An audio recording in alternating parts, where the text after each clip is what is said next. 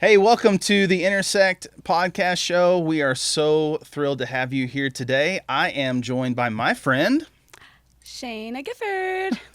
Shayna. Tell us a little bit more about like your faith background. What would you say that you identify as? I wouldn't say I really identify. I would just say relationship, I guess, would be the best way. In relationship With God. with God. With God, yeah. Okay, awesome. Yeah. And I know you because you have a great coffee shop in downtown Provo, my hometown here. Yes. So that's awesome. Mm-hmm. But yeah, my name's Ben Nizer, and I've been on the show once before, but this is your first time. Yes. So glad that you are Yes. joining us today. I got to hear your story not too long ago, and I think it's a powerful one. And so I wanted you to come on and just kind of share your story. Yeah. And I think there's going to be some people that are going to relate to who you are, your journey in faith and all that. So Right. tell us a little bit more about you and where you've come from to where you are now. Okay. Well, like I told you, it's heavy. Mm-hmm. Sometimes it's hard for me to talk about it because I get emotional, but I think that's why it makes it such a good story and to where I'm at. Mm-hmm. Growing up, I was raised Christian. We went to church every Sunday. My dad and mom read us the Bible every night before bed. But we were like the only Christians where we grew up. We grew up in Eagle Mountain, which is a very strong like LDS community out there. Mm-hmm. My parents owned a nightclub growing up, so we had a lot of friends that weren't allowed to hang out with us. And a lot of kids, parents would say that like our parents were bad and we were bad kids. So like it was hard having friends. So that was hard. And then getting into high school, it got to the point where I just didn't care anymore. Mm-hmm. Started hanging out with like the wrong crowd, started drinking a lot, as a lot of teenagers normally do. Mm-hmm. Stopped going to school. I would slough a lot. And in that time, I think I was a junior, my dad had cheated on my mom at the bar. So it created this huge thing. My mom kind of lost her mind, as any person would if they were cheated on. So she moved out with my grandma. And my dad was just always at the bar. So it was just me and my sister. And at that point, we were just drinking a lot. We started doing drugs. I mean, I was, 16? I was, like, taking Xanax every day and gnarly stuff. Same with my little sister, who was 14. Yeah. And then we both transferred to a charter school. That kind of completely opened our eyes to where we changed a lot. We both joined basketball and softball and student government. My senior year, I got prom queen, so Hey. So yeah, that's on all my resumes before I open the shop. No, I'm just joking. So yeah, that probably saved us a lot, and with each other it saved us. And at that point, we still didn't really go to church or really believe at that point anymore because we felt forced. And then my senior year after I graduated, I think it was July, yeah. I hung out with a few friends that I used to hang out with in high school that I partied with. And I took a tab of acid. I remember, like, perfectly that I was sitting on my bed and I put it on my tongue and I hurried and took it off because I knew I shouldn't be doing this. But I was like, no, just do it. Just do it. So I put it back on. And, again, like, that's when I was questioning everything. I wanted to be a Buddhist at one point. I wanted to be Stevie Nicks and be like her and be like a witch, and I believed in God, but I didn't. So during that acid trip, it was like everything was so intense. Like I saw things that I'd never seen before. It was weird. Like my dad came and talked to me and he was like showing me videos on his phone, like in my acid trip, and I like saw him cheating on my mom in the phone. He never showed me that. It was just like my mind had created that. And I remember just like sitting on the couch, and it was like God came right into me. He's like, "Okay, Shayna, knock your stuff off. Like, knock it off. I am the way. I am light. You're light. After this, you're done." So I came out of my acid trip the next day, 12 hours later. And I was totally fine. I still didn't believe in God. I started drinking again still and just doing my thing. And then November, we were going up to Price. I was going down the canyon, and I was by myself because I got off work late. And I was driving, and all of a sudden it hit me. I started like hallucinating. Kind of felt like I was back in my acid trip. And I just like tried to talk myself through it, like, you're okay, it's fine. And then I pulled up to my aunt's house. There was a huge car accident, and I could see myself laying there. All my family was watching me lay there. And I knew it wasn't real, but that's what I saw. But I just kept telling myself I was okay, went to my aunt's house, and then from that day, from November until next November, I didn't think anything was real. I thought my whole life was a dream. I lived in a bubble. Like, I can't explain to people like how intense it was, because people are like, oh, wow, that's crazy. But it was so bad that like my family was scared for me. They had to tell me every day, Shayna, things are real. You are real. Like, you're going to be okay. You're going to get through this. And the only thing that got me through that was God. It got to the point where my mom started going to church, and she's like, Shayna, just check it out. Just come and see. And when I got there, I knew that's where I needed to be. I started going to Bible studies. I started going to church every Sunday. I read my Bible. I listened to Christian music from the time I woke up till the time I went to bed, and that's the only thing that would help me. But that was also the hardest time of my entire life. Yeah. I was told by my aunt who got baptized, she said when I got baptized, that was the hardest year of my life. And so that kind of happened to me. I wanted to get baptized so bad to see if that would help get rid of my acid trip. I wanted to see if that would save me, to get rid of everything that I had on me. I did everything I possibly could, and it just was the hardest thing ever, but I continued to just stay with him. And finally it got to the point where it would not go away, and I was home alone, and I was in my room, and I went downstairs. We had a medicine cabinet, and my dad had a lot of surgery, so there was a lot of pain meds in there. So I grabbed everything I could. I grabbed my antidepressants, and I just started taking all the pills I possibly could, because I was like, God, if you don't take this away right now, I will kill myself. And it was still there. Just kept crying. So took all the pills, and the next thing I knew, I woke up in the emergency room, and they had me go to a behavioral hospital for a week. And very bad, though, being there for me, because that was my biggest fear, was that I was going to go crazy, because I thought things in my mind that most people normally wouldn't, and probably a crazy person would think. So being there was really scary. Got out and just continued to have faith, and it finally went away. And still to this day, I mean, there's certain things that come back, but now I know how to work through it. So yeah. And then that was when I was 19. I'm 23 now, and we opened the coffee shop a year ago. But we've been in the process and the making for 2 years before that, because construction and all that stuff was a joke.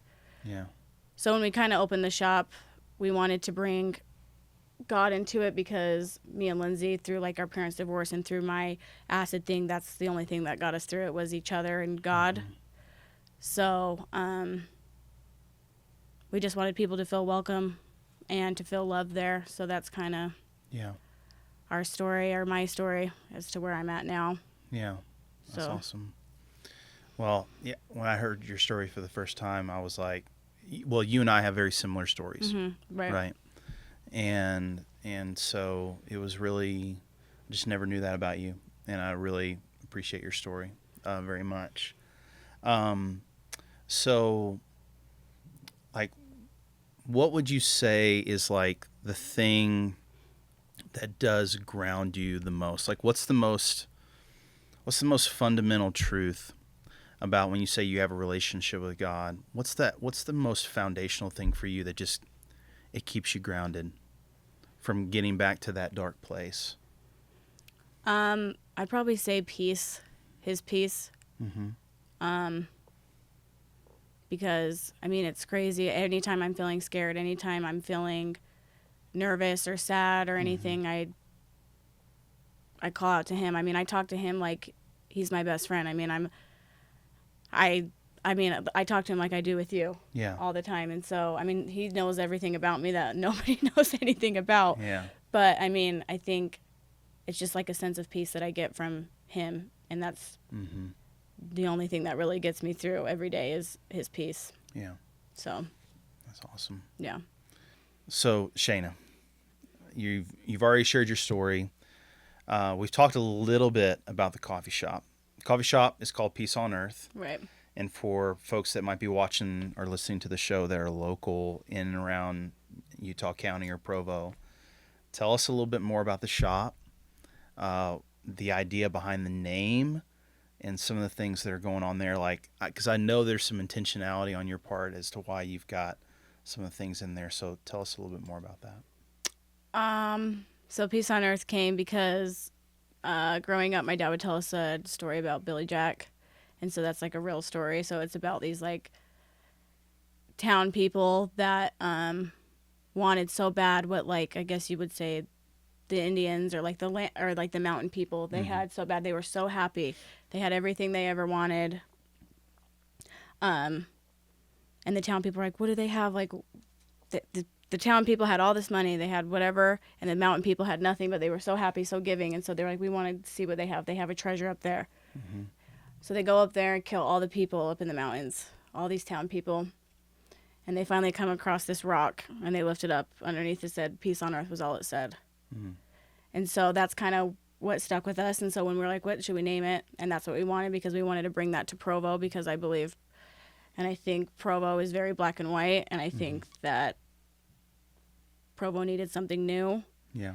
And like I said, growing up, we weren't welcomed a lot, and so we wanted people to feel that way there, because we have so many different people that come in there. Like I said to you, like my biggest thing, every time people like ask me, why do you do this? And it's because that guy that comes in here, he comes in every Monday, Yeah.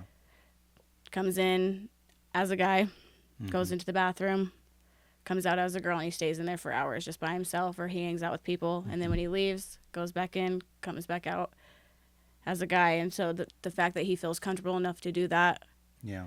or I have people that come in and they say how much they feel safe there, and that it's like their safe haven being in Provo, or it's their home away from home, because we have so many students in there that aren't with their families, and they feel that when they're in there. So, Yeah. and everything in there is really special to us. We did everything ourselves. So we stained all the wood ourselves. We installed it ourselves.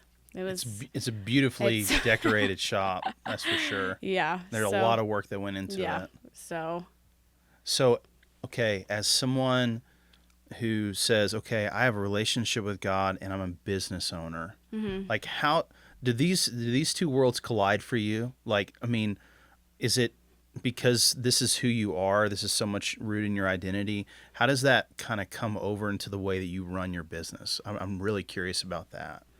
I would say that, yeah, I mean, everything I do is like through him. And my biggest thing with like me and my sister when we went in there is that we want people to feel like his spirit when they come in, when they leave, and to take that with them. And with being a business owner, I mean, everything I like ask and do is because of him. I mean, I don't know how to explain it like well enough. Yeah. But I think this might sound silly, but his spirit is like so heavy in there that I have so much demonic stuff trying to come in there at all times. Yeah. I did some people from high school asked me if they could have a moon gathering party. Yeah. One time. I was like, yeah, sure. They ended up bringing in all this negative energy. They were doing like tarot cards and saying some pretty like crazy stuff up there on stage, like talking about drugs and welcoming like things in there. And after they had left the next day and the following week after that, everything just started kind of going downhill with the shop. Like all in one day, I had my iPads break, my ice machine stopped working, my espresso machine went out, my AC broke, and it's hot in there without AC. And I knew that that's what it was like that all the demons and the devil wanted to get in there so bad, because I think that we create a light for people. Yeah. And I remember I was in there by myself, and I was closing, and I was doing the dishes in the back, and I just like felt something super heavy, and I just like look to me, and I just see a shadow, and I'm like, oh my gosh, here we go. So I just like start rebuking all evil, praying over my shop. And as I'm praying, like telling God, like, I only want good things in here that are from you, and for people to feel that when they leave. And I like look to my left, and there's some guy sitting right outside just reading the Bible at like 2 a.m. It was Wow. just like the craziest thing. Wow. So I think my shop is very much involved around God. Like the whole thing is. So, yeah. Hypothetical question. What's up? If Jesus were alive today and he was walking the streets of Provo, where do you think he'd be hanging out? Peace on earth. I think so too. I think so. I think really so. do. I think so. I mean, the variety of people in there. We were talking about this the other day. Jesus is constantly attracted to the people who know that they're undone Right.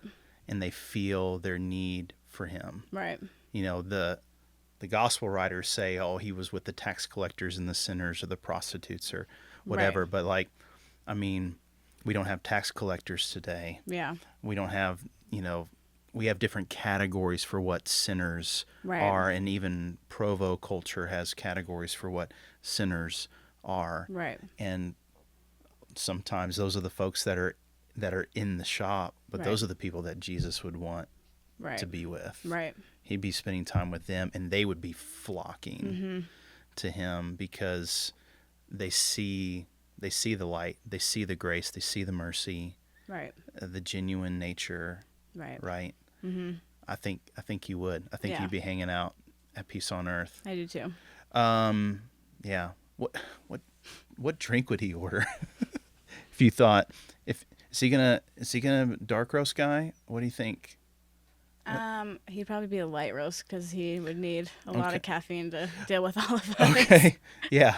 Yeah. So probably light roast. Light for sure. roast. Okay. Is he gonna go almond milk or is he gonna go? He's half gonna drink it black. He is He's okay. gonna drink it black. Light roast. Black. Okay. Yeah. You've heard it here.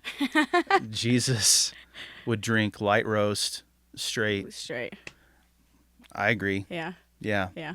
Okay. Yeah. Well, hey, thank you so much for coming on today. Thank Did you have so fun? much. I did have fun, Yeah. Yeah. I knew you were a little nervous about this, but but I'm a star, so Yeah. it's fine.